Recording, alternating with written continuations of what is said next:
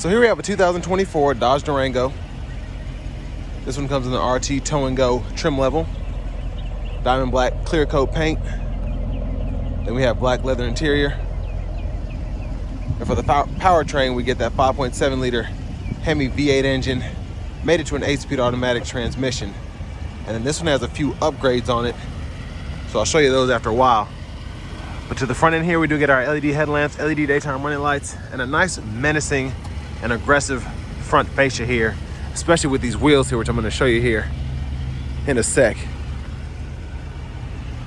Now to these wheels, these are going to be Boston Forged 22s, just fantastic. They look so good on this. It just, again, makes it look that much more aggressive. Passive keyless entry on the front two doors, power windows, power door locks, and then we do have the rear window lock there, and then our power mirror controls.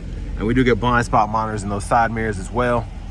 Memory seat function, bottle holder, headlamp controls, hood release. We do get a foot pedal brake, or foot pedal parking brake, excuse me. And then a power tilt and telescoping steering wheel. There's our power driver's seat with 4-way power lumbar support. But I have that seat up front adjusted for someone of my size, being 6'3" with longer legs. So let's go ahead and check out this rear seat room.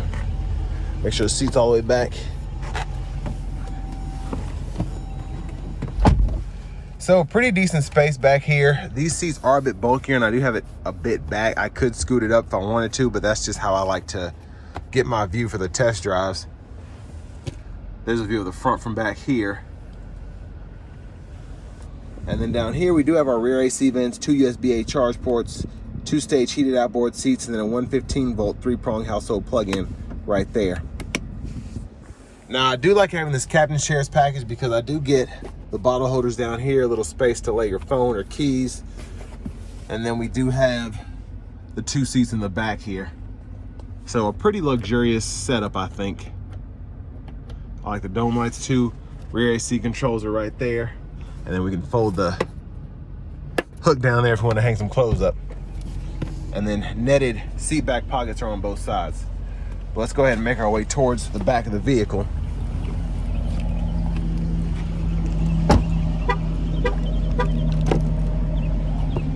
Fuel filler there.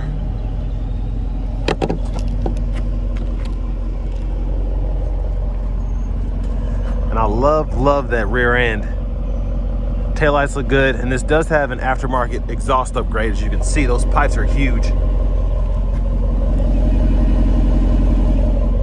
Let's go ahead and open up the lift gate here. And a big shout out Chrysler, Dodge, Jeep, Ram of Franklin for allowing me to review this Durango. I'll leave a link below in the description.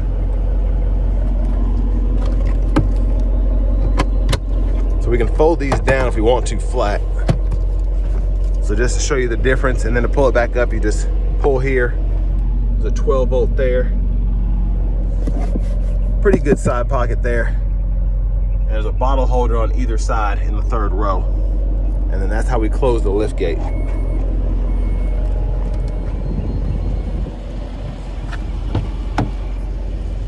Then to fold this flat, pull up there, and that's all she wrote. Pretty easy to do. And then you can just fold it back into place there, and then use this to recline it if you want to as well. So.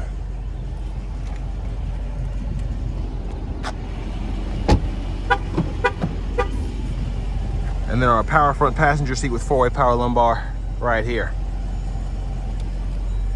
Netted side pocket, lockable glove compartment. The wheel locks are there, 12-volt.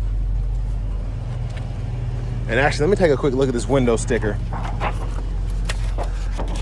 So this shows you all the features that come on this standard, and then the plus package and the tow and go package, along with the captain's chairs, gets you to $69,350. And then with these wheels and exhaust, $83,746. So can't wait to test the exhaust out when I take it on a test drive. Let's go ahead and check out the engine bay.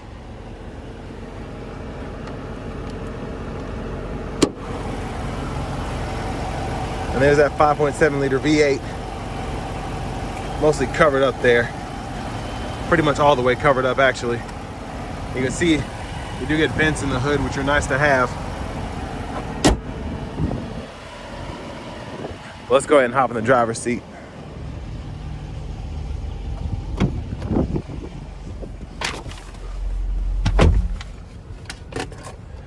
It's a nice leather wrap steering wheel here.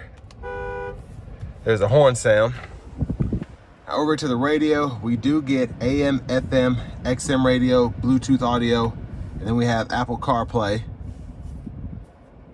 Comfort controls are here, 3-stage heated cool front seats. We can control the HVAC system from the screen or the buttons and knobs down here below. So fan speed, everything's pretty self-explanatory here. And then the navigation system right here, pretty easy to find your destination, add your home or work. And then your vehicle settings are in here. So this is where the cool stuff is. You can go into the performance pages and then you can see all of your times, your gauges, even the dyno and the G-force. So pretty neat.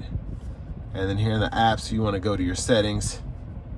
You can go down through here and fool with all of that. So here, go to my profile if you want to change your language or your units of measurement right there.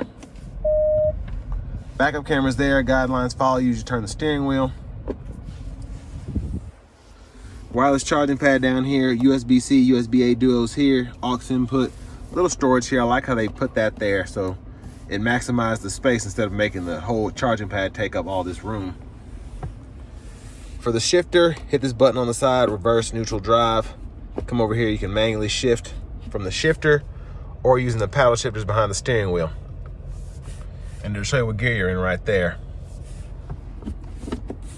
2 bottle holders, center console cubby space. There's a 12 volt down there. Decent size, actually. Garage door transmitter, sunroof controls, power lift gate, and then the lights right here. We can turn those on or off. And then you can one touch that. And then one touch close it back. View of the back seat from up here. You can also vent it as well if you want to do that. There's a vanity mirror. And then just a quick rundown of what's behind the steering wheel. Blinkers, high beams, and then you have your wipers here, your rear wiper here, and then fluid for the rear wiper, push in here for the front wiper fluid. And then we have the, again, paddle shifters behind the steering wheel. These 4 arrows we can use to adjust the gauge cluster, the middle part there, depending on what you want to see, tire pressure monitors, 0 to 60 timer, etc. And then over here, adaptive cruise controls, we can set the gap there. And then you also have your standard cruise, which you can adjust there. And then you use these for adaptive or standard cruise, the 4 buttons around. Voice recognition's here, Bluetooth controls. Pretty straightforward. Push button start, trailer brake controller. Finally, we have the key fob with remote start.